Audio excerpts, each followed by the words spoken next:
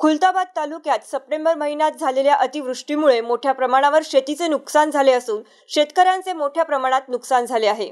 या पार्श्वभूमीवर तालुक्यातील शेतकऱ्यांना तातडीने मदत मिळावी यासाठी काँग्रेस पक्षाचे तालुका अध्यक्ष अनिल नलावडे यांच्या नेतृत्वाखाली खुलताबाद तालुका काँग्रेस कमिटीच्या वतीने तहसीलदारांना निवेदन देण्यात आले। मुसळधार पावसामुळे ऊस, कापूस, सोयाबीन, मका, बाजरी, कांदा, तूर, फळबागा यासह खरीप हंगामातील जवळपास सर्व पिके पूर्णपणे वाहून गेली आहे। इतकेच नव्हे तर मोठ्या प्रमाणात सुपीक मातीही वाहून गेल्याने शेतीच उद्ध्वस्त झाली आहे। त्यामुळे शेतकऱ्यांच्या हातातोंडाशी आलेला घास अक्षरशः हिरावला गेलाय।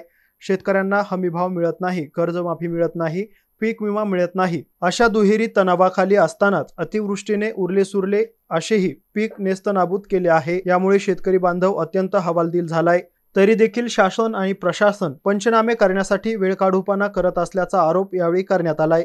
या निवेदनावर अब्दुल मजीद मनियार, शेख अहमद, अल्पसंख्याक तालुकाध्यक्ष शेख मसीउद्दीन अलाउद्दीन, शहराध्यक्ष अब्दुल समद, उपाध्यक्ष शेख इक्रामुद्दीन, पांडुरंग वेताळ, मदन राठोड यांच्यासह अनेकांच्या स्वाक्षऱ्या आहेत।